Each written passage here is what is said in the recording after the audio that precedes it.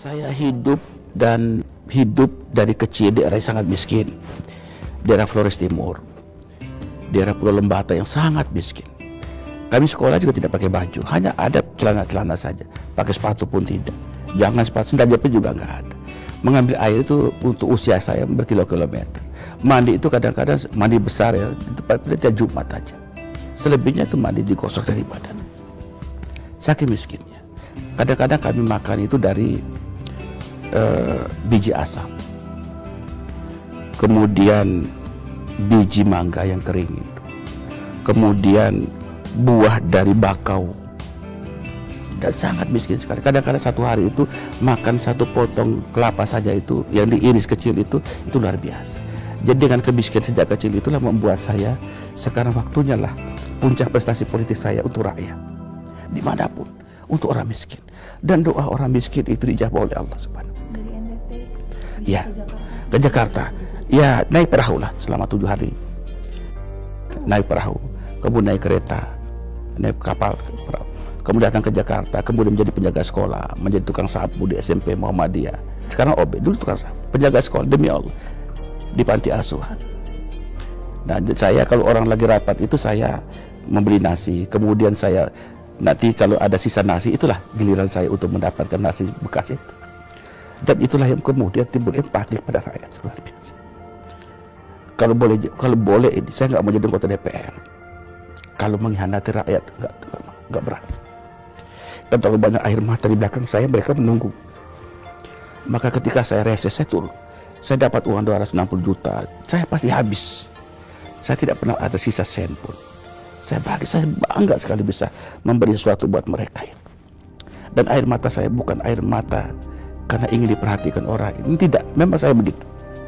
Kalau anak saya nangis bahagia, saya juga menangis sedih juga saya. Karena saya tidak ingin mereka menangis karena saya waktu kecil.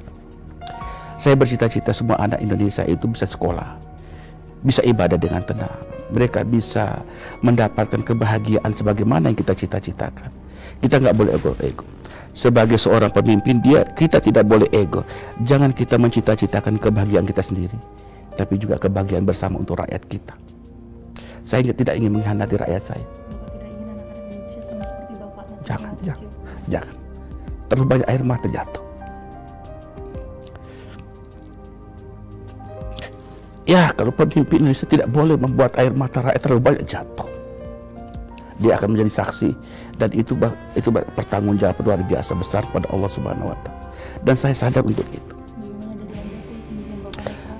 Ya, itulah ya, perjalanan hidup itulah membuat saya harus menjadi lebih arif, menjadi lebih bijaksana, menjadi orang yang amanah, menjadi orang yang harus betul-betul berpikir untuk rakyat. Jangan pernah menyimpan harta di hatimu, tapi simpanlah harta itu di tanganmu, agar engkau menjadi ahli sedekah, maka niscaya di langit akan mencintaimu. Maka seringkali saya pidato atau berdoa, cinta yang di bumi, niscaya di langit akan menyayangimu. Saya terus terang saja, sejak kecil saya bercita-cita ingin selalu membahagiakan orang. Dan jalan yang paling dekat untuk bisa membuat orang bahagia adalah pendidikan. Maka saya mendirikan sekolah. Meskipun saya nggak punya uang, saya mau punya jalan. Saya mendirikan sekolah di mana-mana, agar banyak anak Indonesia, terutama anak yatim, bisa sekolah dengan harga yang murah, suku-suku gratis, dan terjangkau, dan berkualitas bagus. Saya tidak ingin menjadi ria. Saya juga saat sekarang mendirikan beberapa sekolah baru. Saya lagi cari tanah lagi untuk mendirikan pondok pesantren lagi. Hidup saya biarlah harta saya tidak ada, tapi saya bahagia ketika mereka bisa sholat, bisa ngaji. Dan pada saat mereka wisuda, saya biasa memberi sambutan. Saya pun menangis bersama orang tua. Bahagia.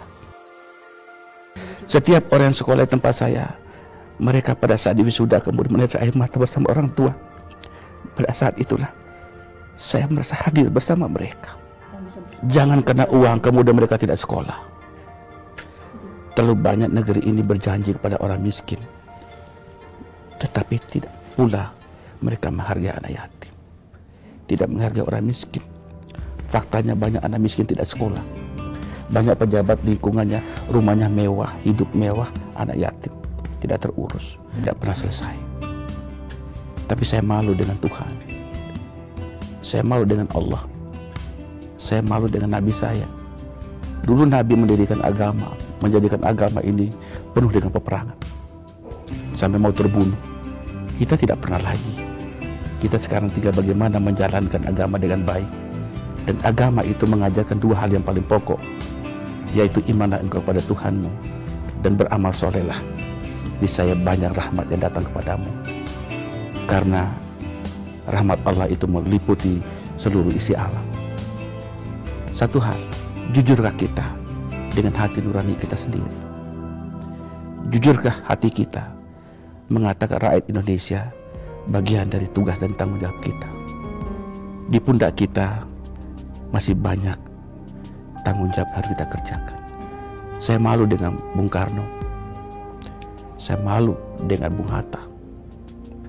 Mereka memperjuangkan bangsa ini bukan hanya dengan air mata, jiwa raga mereka dipertaruhkan. Bung Hatta sampai mengatakan, jikalau negeri ini tidak mampu memberikan kesejahteraan pada rakyatnya, biarkanlah pulau-pulau yang ada di Indonesia biar tenggelam ke dasar laut, lebih berarti daripada rakyat menderita. Itulah ungkapan Bung Hatta. Maka saya kadang-kadang malu ketika saya kalau bicara tentang sesuatu selalu ingat Bung Karno dengan Bung Hatta. Kenapa? Karena mereka tumbuh bersama masyarakat, mereka hadir bersama masyarakat, dan mereka sangat mencintai rakyat. Bung Karno pernah mengatakan, jikalau negara memanggilku, kemudian keluarga aku memanggilku, maka aku akan pilih negaraku. Terima kasih. Anda telah membuat saya terkesima dan kembali mengingat apa tujuan hidup sesungguhnya. Ya, hari kita masih panjang. Hari kita masih panjang. Nabi Nuh pernah mengatakan kepada umatnya, jangan pernah lelah berdakwah. Meskipun engkau sendiri tidak pernah dihargai orang, tapi cukuplah hati dan air matamu menjadi saksi dari sebuah kebisuan dan kepalsuan hidup manusia.